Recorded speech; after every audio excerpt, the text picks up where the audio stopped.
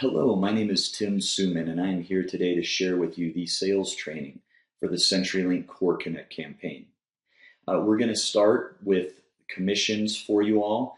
We think that's obviously an important part of the training and the main reason why you're interested in this opportunity. We are going to go from the commissions into the sales steps and then closing techniques. Then next is the deal really closed, the initial sales script, and the telesales guidelines. There's only a couple of things that you'll need to worry about as far as things that can and cannot be said while you're working with these potential clients. So to start, the commissions on this campaign, we have built the commission platform to where if you are able to sell one deal per day, which roughly the top 15% or so of the salespeople are able to accomplish, you will be able to make over $90,000 a year. And the way that that breaks down, you're going to be calling small businesses that have either left CenturyLink in the past or gone with another provider from the beginning and trying to get them to switch over to CenturyLink. These small businesses, the average deal will have a main phone line with high-speed internet attached to it and a secondary phone line. And that secondary phone line could be a fax line. It could be if the main line's busy that it goes to the second line so someone else could answer it. But that's the average deal. You'll have some one-line deals where all they have is a single phone line and internet. You'll have some deals that have 5 or 6 phone lines and high-speed internet. But the average deal will be 2 lines.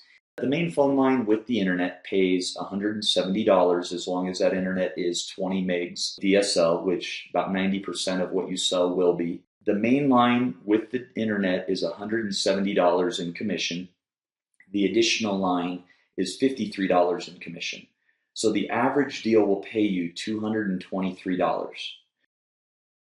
And what we've built into this campaign are bonus levels, where when you hit certain levels, you get bonus commission. And the bonus commission is paid out at the end of the following month because we want to make sure there's no fallout or deals that never complete. But essentially, if you're selling one deal per day, you will generate $1,115 in commission weekly. The initial bonus is if you hit $1,000 a month in commission, and we have levels 500 all the way up to 4,000 in weekly commission.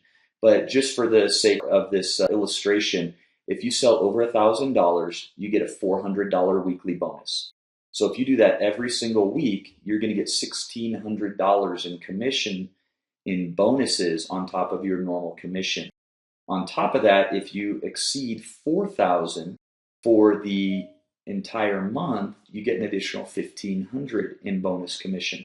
So essentially, if you're doing that one deal per day, you are going to do $4,460 in commission for the month. If you look at 4 weeks, even though there's 4.3 weeks per month, if we just look at 20 business days in a month and use that as our barometer, you would do $4,460 in commission for the month, plus the extra $400 a week, which is $1,600 for the month, plus the $1,500 monthly bonus. So you'll get $3,100 in bonuses on top of $4,460, which would be $7,560 for the month, or over $90,000 for the year. So very lucrative opportunity here for you all.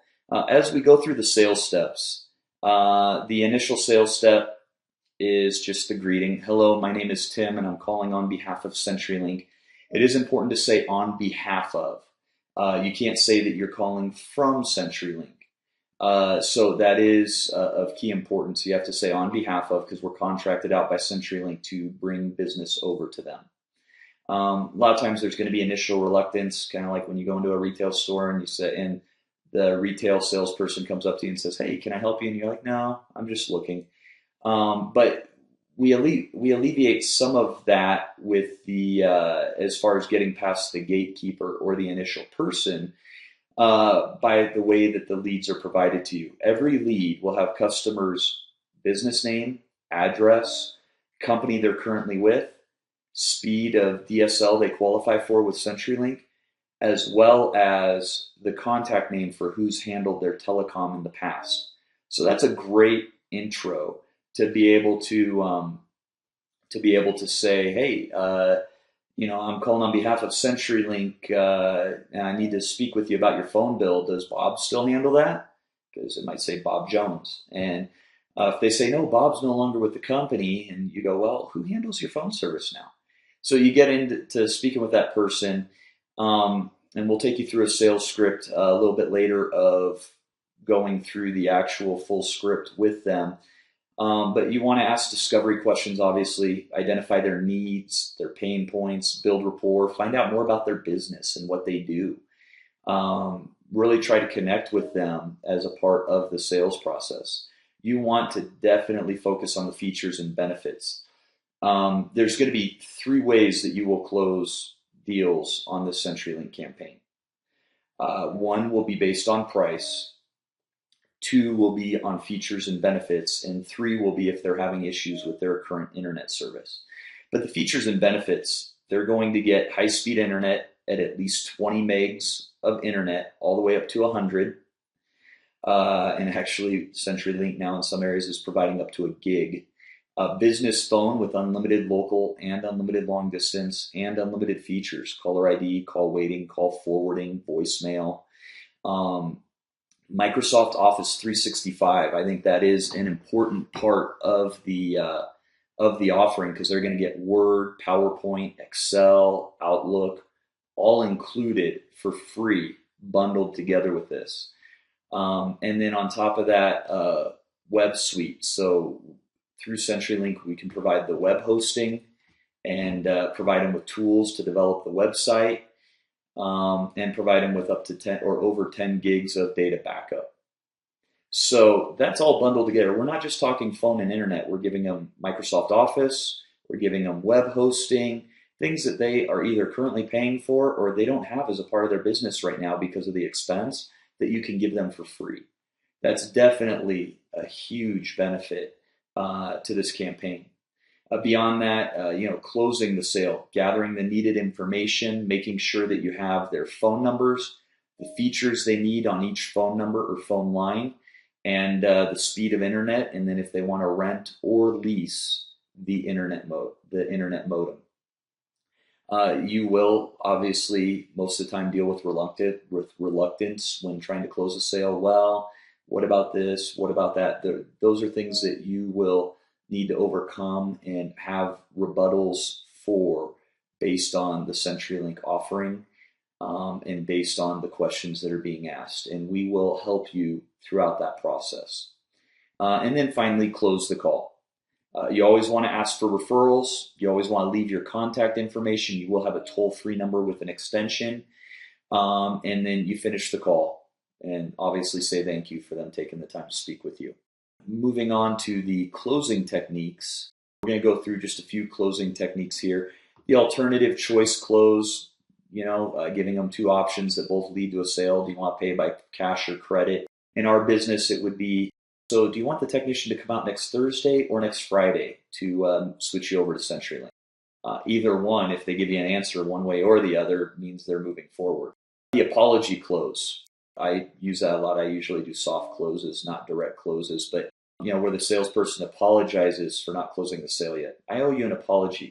Somewhere along the line, I must have left out some important information or in some way left room for doubt. We both know this product suits your needs perfectly, and so the fault here must be with the assumptive close, also known as the presumptive close, in which the salesperson intentionally assumes that the prospect has already agreed to buy and wraps up the sale with, hey, just pass me your credit card and I'll get the paperwork ready. The balance sheet close, I like this one also, where you, with the client, put together a pros and cons list, making sure that the pros outweigh the cons for moving over to CenturyLink. So you can say, hey, what are the pros of the company that you have now? What are the pros of CenturyLink? What are the cons? And make sure that it adds up to where CenturyLink comes out ahead. The direct close, I don't typically use that, but where you just ask for the sale because they're already at a point where they're ready to commit. The indirect close, how do you feel about these terms? How does this agreement look to you? It's more open-ended, but it still is trying to get any objections out of the way to lead to the sale. The negative assumption close. Do you have any more questions for me? Do you see any reason why you wouldn't want to buy? Those are things that I typically use, once again, as a softer close tactic. As we move forward, you don't want to use rejection words. You want to use go-ahead terms. Rejection words are things that trigger in the customer's mind that they have fear or doubt with moving forward. So instead of using the word objection, we use the word concern. So you can say, I understand your concern about that point, and with your permission, I'd like to make a note of it, and we'll cover it at the end. Rather than, well, I hear your objection. You don't want to use the word objection because that can create doubt and give them reason as to get them thinking about why they don't want to move forward. Is the deal really closed? This is important, especially in telecom, because you can close a sale, but things can go wrong up until the day of install. Oh, we had to change the date the tech came out because of the work logs, or found out I was under contract. I decided not to switch over because I remember the last time I did, there were issues, things of that nature. So you always, what I recommend, typically it's 2 to 3 weeks from the time you sell until the technician comes out and installs. I recommend following up a couple times a week just to say, hey, we still have you set up for such and such a date. Everything looks good on our end. We're excited to get you brought over. Just remember, once we do, here's all the benefits. Get them thinking about the positive. And also that way you can address any issues they might have before they would call to cancel so that they don't. So I always recommend doing that until the install goes in. So, follow up with them maybe 3 to 6 times prior to that install. And that will alleviate the majority of those issues. We really still only have maybe about a 10% fallout, but we don't want that to happen to you. So if you can minimize that in any way, I think using some of the things that I just mentioned can drop that to 3 to 5%, which means more money in your pocket. So just remember, until the service is delivered and accepted by the customer, the deal can unravel. Despite the signed order, you must anticipate anything that can still go wrong within the buying organization and be prepared to deal with it before it derails your sale. So I wanted to take you through just an initial sales script. And most of you have a sales background, and so we want you to make this your own. We just want to give you kind of a template to go by to begin with. So the initial sales script would go something like this. Good afternoon. My name is Tim from IPG Telecom Group, and I'm calling on behalf of CenturyLink. How are you doing today? Great. Well, this is just a quick courtesy call to let you know that CenturyLink has recently deployed a new fiber optic network in your area, which provides very high-speed service that can significantly impact your business. The service is called Core Connect and provides high-speed fiber to the node, which means high-speed internet for your business. Further, CenturyLink has bundled a number of cost-saving functions together to gain back your business. I'll describe these services to you shortly. On the old network, you could only get up to 7 megs per second of internet bandwidth, which isn't very fast. But with our investment into the high-speed fiber network, we can now provide you with at least 20 megs of dedicated capacity to your business, which is about 4 times faster than most internet services and is dedicated to you, not shared with other users. This service includes high-speed business internet at 20 megs all the way up to 100 megs if your business qualifies for it. Business phone with unlimited local and nationwide long distance with feature-rich phone service, and Microsoft Office 365, always up to date and accessible from virtually anywhere. So you can get your documents on your cell phone, your tablet, your laptop, your desktop. You can log into Microsoft Office and have access to PowerPoint, Word, Excel, and Outlook. All of this is for the one low price of $85 a month. Oh, and I forgot to mention the web suite, the web hosting with improved tools and over 10 gigabytes of data backup. And so we can actually host your website and provide you with the tools to update your website, or if you don't have one today, help you build it. So like I said, all of this for the one low price of $85 a month at the 20 megabit rate. CenturyLink has not provided a bundle service like this before, and it is the result of winning back your business on the newly installed fiber optic network. The bundle is called Core Connect. This is a great bundle because it includes everything you have now, and you won't have to change anything to get it.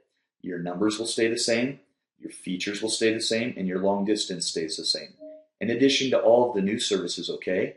Now, if you don't mind me asking, how many phone lines do you have, including the fax?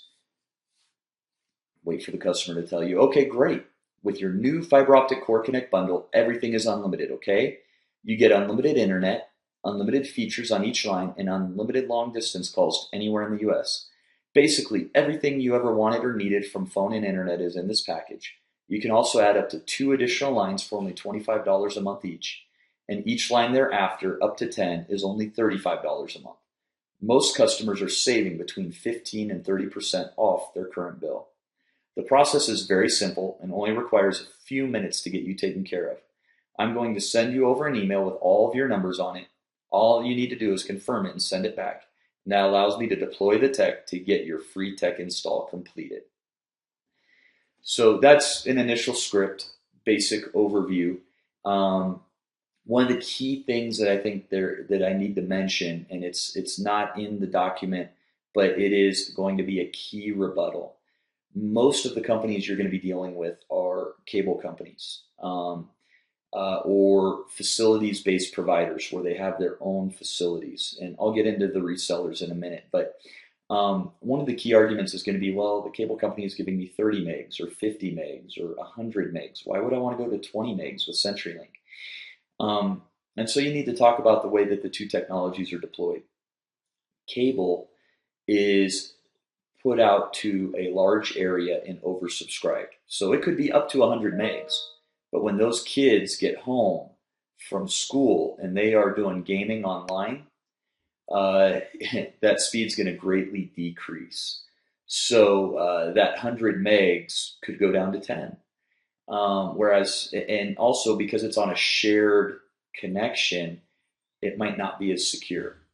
When you look at that in comparison to the CenturyLink DSL, it might only be 20 megs for the download, but it is a dedicated connection for you, so it is more secure, and it's a more stable connection because it might only go up to 20 megs, but it's going to be consistent.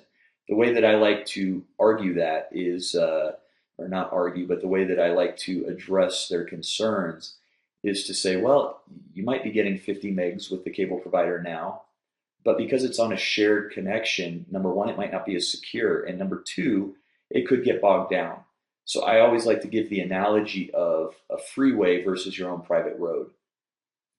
On a freeway, you might be able to go 75 miles an hour, but if you hit gridlock, you could hit bumper to bumper and it's going to slow you down considerably. Whereas you might have your own private road where there's no other traffic on it at only 45 miles an hour, but it's going to be consistent. You're not going to hit any gridlock, you're not going to get bogged down, and therefore it's going to be a more efficient way to travel rather than the start-stop. So I always like to give that rebuttal to that objection or that concern using the freeway versus your own private road. Now, getting into the telesales guidelines, the main thing you're going to have to worry about is not referencing CenturyLink as the phone company or as the one that owns the facilities. And this really goes back to, in the past, the regulatory commissions had told CenturyLink that they had to lease lines to resellers who were competitors. Basically, all the resellers did was billing.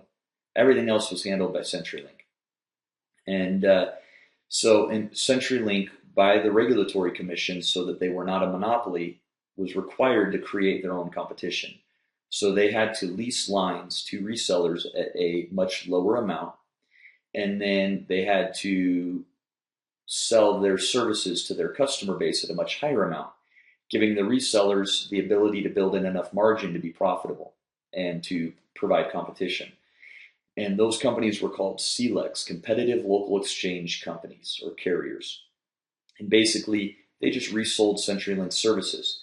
And in those instances, and you will still have some of those, but most of those companies have gone away or are no longer selling into the markets because some of those regulations have changed. But in those instances, switching back to CenturyLink was literally a billing change. Easiest thing in the world. I spent 12 and a half years at CenturyLink, and I feasted on those customers for years because it was an easy sale. Why are you going to be with the company that rents the phone lines from CenturyLink? Why not just go back to the company that owns the phone service? Makes sense. Cut out the middleman.